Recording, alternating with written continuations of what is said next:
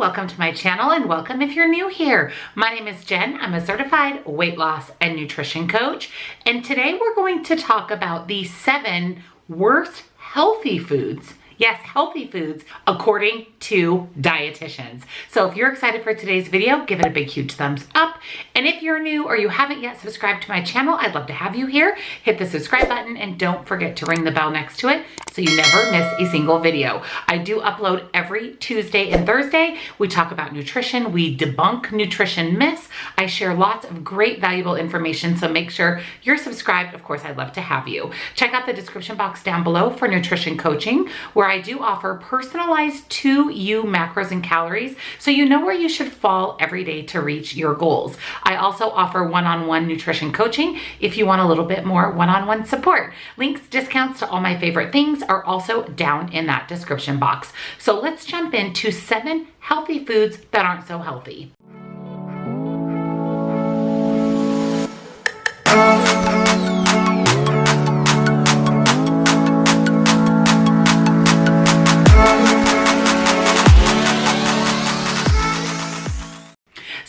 Foods may come as quite a shock to you. Foods that we generally think are healthy, but really aren't healthy according to dietitians based on several reasons that of course I'm going to share with you in today's video.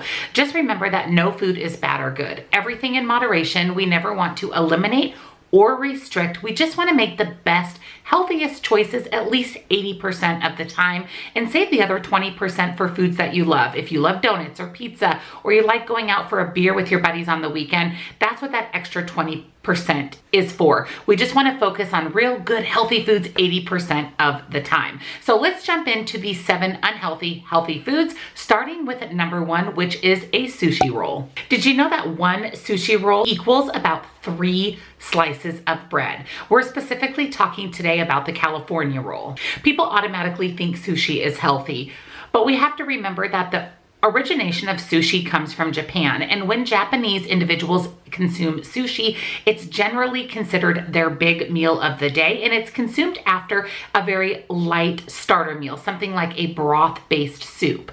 They eat a ton of vegetables whenever they're pairing it with rice, and generally they eat sushi with chopsticks. So unlike us, they're not shoveling the sushi into their mouth rather quickly. They're really enjoying it slowly because they're consuming it with chopsticks after they've already had some type of low-calorie broth-based soup. So next time that you're out ordering sushi, just remember that 1 sushi roll can contain the same amount of carbohydrates as 3 slices of bread. So 1 sushi roll really is an entire meal. Even though generally 1 sushi roll doesn't make us extremely full, that's why when we're out for sushi, we order several rolls. Just keep in mind, 1 roll of sushi is about 3 slices of bread. Number 2 is half of a cup of granola. Now, if you're having granola for breakfast, we're generally eating more than a half of a cup, but maybe we just want to add granola to a smoothie or a parfait. Remember that 1/2 of a cup of granola equals the same amount as 1 crushed up cookie. Granola is generally full of sugar, at least 10 grams, and is also full of carbohydrates, about 36 or more in half of a cup.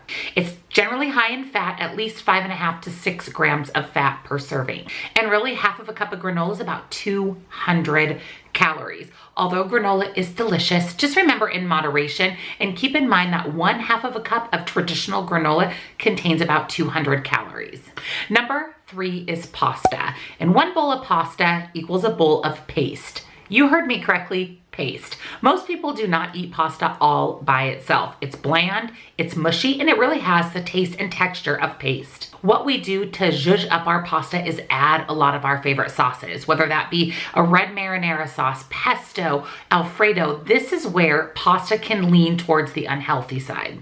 So if you're going to consume pasta, again in moderation, maybe have a small portion of pasta with some sauce and then load the rest of your plate up with some vegetables. Just remember, it's not necessarily the pasta that makes it unhealthy, it's what we're adding to the pasta to make it not taste like paste.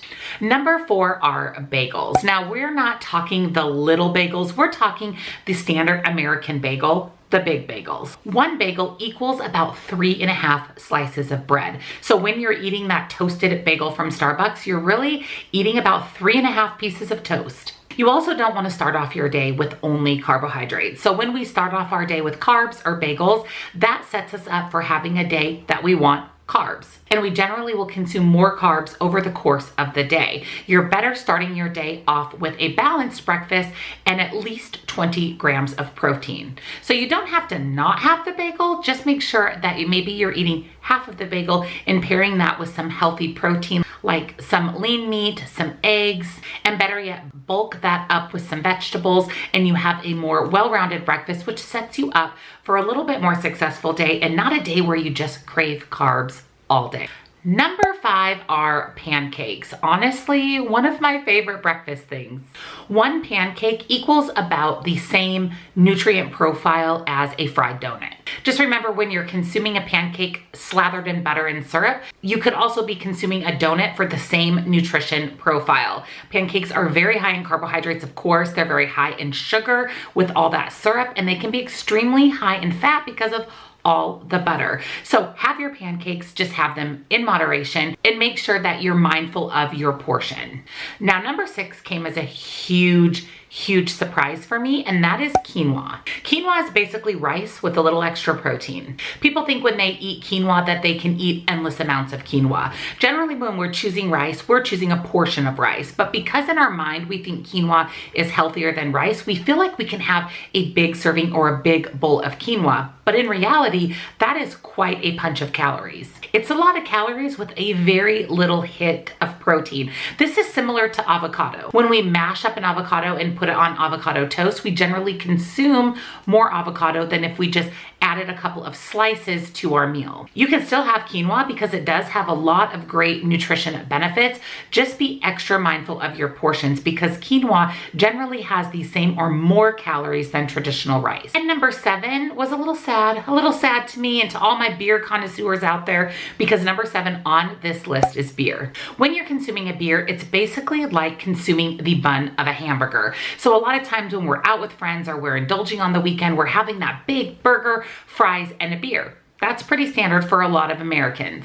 Your best bet when you're drinking beer is to limit the other carbohydrates that you're eating with that meal, because beer is essentially loaded with carbohydrates. So if you're going to enjoy your favorite craft beer, Coors Light or Budweiser on the weekend, maybe skip the bun on your burger so that you're saving on those processed carbohydrates and really saving up for what you really want, which is that nice cold beer on the weekend. So those are the 7 worst healthy foods according to dietitians. I do want to say that the theme of today's video is really portion. You can have anything that you want and still lose weight or maintain your weight. It's all about calories in, calories out, or portion size. So you can still have pancakes, just have a smaller portion. You can still have your favorite beer, just skip the bun on your burger. And you can absolutely incorporate quinoa into your day, but instead of a big bowl, have a serving. It's all about portion and serving size. So if you enjoyed today's video, don't forget to give it a big, huge thumbs up. And if you're new to my channel and you haven't yet subscribed, we'd love to have you here. Hit the subscribe button and don't forget to click the bell next to it so you don't miss an upload. I do upload videos every Tuesday and Thursday. Down in the description box, you'll find nutrition coaching and links and discounts to my favorite healthy things. Thank you so much for hanging out with me today. I hope this video helps you, and I'll see you next time.